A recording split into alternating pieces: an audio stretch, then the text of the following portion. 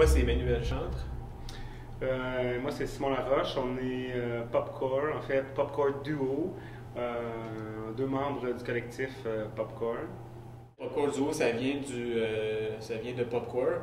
C'est un collectif qui est né en 2006, je me rappelle, non 2005, ici à la SAT.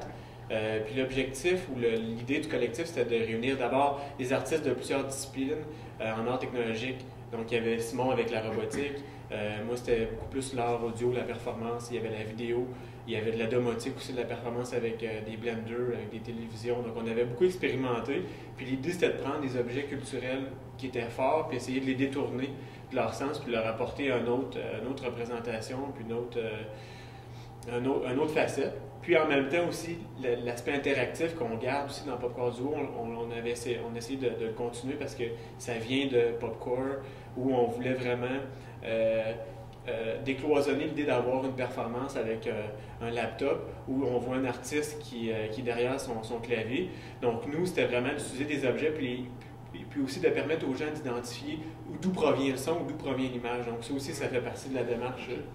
Aussi, en fait, dans cette démarche-là de Popcore, d'utiliser des objets comme à usage domestique ou des trucs un petit peu plus quotidiens, c'est que ça vise, comme Manuel disait, à déstigmatiser un peu le genre de musique qu'on fait, du moins à travers ce collectif-là, qui est une musique un petit peu très cérébrale, très mentale. On écoute l'objet sonore, tout ça. Donc, l'idée ici, c'était d'avoir des référents un petit peu plus communs pour que le public puisse rendre en fait l'œuvre un petit peu plus accessible, tout en travaillant ce genre de contenu-là. Quand on s'est rencontrés initialement, Manuel puis moi, pour préparer cette performance-là, qui était, c'était pas une commande, mais c'était destiné à être présenté pour le premier échange croisé de la SAT à Paris. On s'était dit, bon, on s'est demandé en fait qu'est-ce qu'on avait envie de faire, tout simplement. Puis les deux, par chance, on avait à peu près le même désir de développer une ambiance un petit peu oppressive, lourde, dark ou gore à la limite. Donc c'est un petit peu comme ça que toute l'esthétique s'est développée, puis l'utilisation des poupées. Il y avait un mode qui avait été choisi avant, puis après ça, il y a une thématique qui avait été... c'était pour respecter justement la thématique aussi de la présentation qui avait été faite. La première présentation devait être présentée en Belgique, puis c'était autour du corps robotisé, donc on avait essayé de travailler aussi autour de ce thème-là, puis ça a donné toute cette pièce-là. La performance, d'abord, c'est une performance audiovisuelle, c'est-à-dire qu'on génère du contenu audio et du contenu visuel en direct, puis interactif parce qu'on utilise des poupées sur lesquelles il y a des senseurs, puis qu'on utilise soit pour de l'audio, soit pour obtenir du vidéo. Donc, puis quand on dit noise expérimental, c'est que la musique est assez est atonale, il n'y a pas de tonalité. On travaille beaucoup les textures, les sons sont généralement assez secs ou assez violents. Puis l'autre aspect, ben, c'est ça, l'esprit de notre performance, c'est un esprit. On essaie de faire quelque chose d'assez sombre au niveau du thème du corps robotisé. Il y a l'esprit clinique aussi qui est un peu présent dans cette performance-là. Donc, c'est de créer une atmosphère avec des éléments assez simples que les gens vont pouvoir interpréter pour pouvoir se construire une histoire autour de tout ça. Oui, puis en fait aussi, on précise qu'il y a un aspect interactif à la performance dans la mesure où on prend des éléments qui peuvent générer du contenu en temps réel, puis on les met à la disponibilité du public. Donc, c'est pas juste seulement nous, avec des caméras, avec des micros qui généreront le son, mais le public est appelé à participer à un certain moment de la pièce. Avec les poupées ou Oui, avec les poupées. Okay. C'est assez intéressant aussi de voir ça, parce que d'une fois à l'autre, quand on fait cette performance-là, les gens réagissent de façon vraiment différente. Avec les poupées, il y en a qui vont être très, très douces avec les poupées, qui vont avoir une certaine empathie, tandis qu'il y en a d'autres qui vont bouger les poupées très rapidement, il y en a qui les frappent.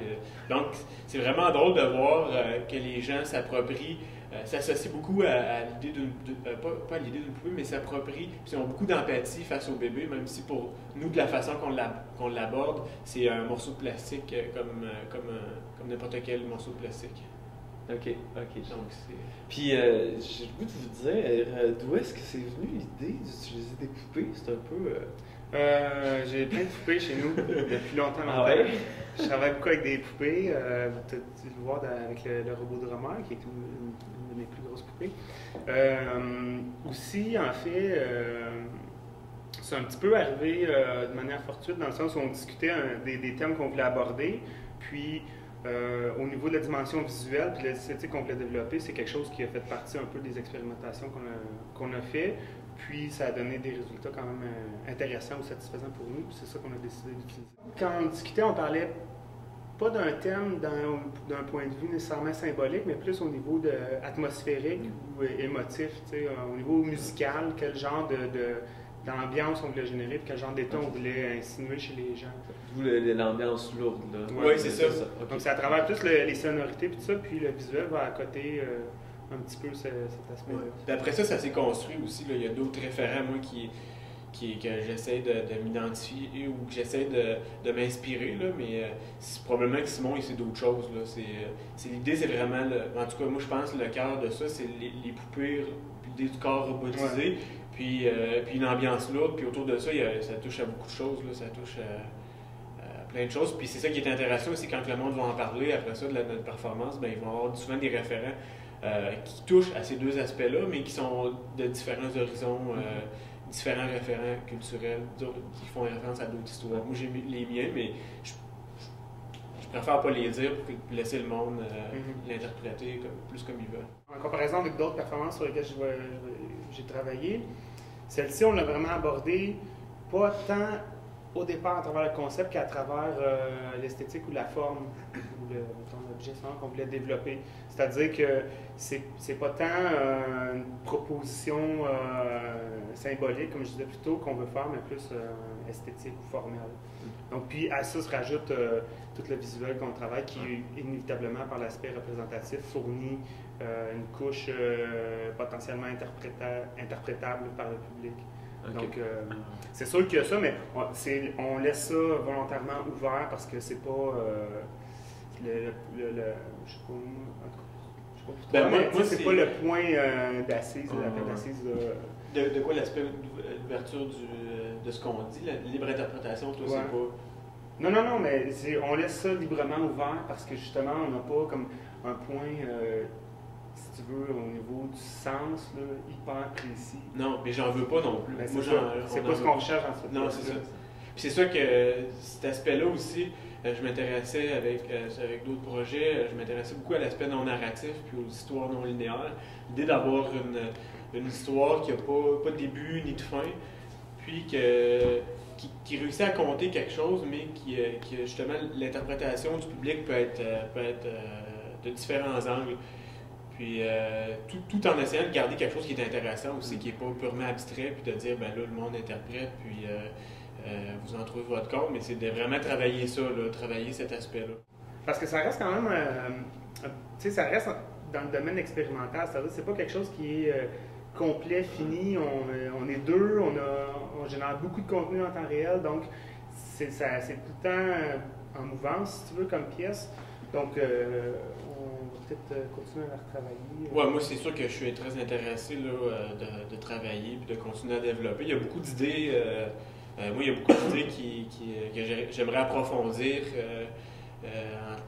qui sont venues en faisant cette pièce-là.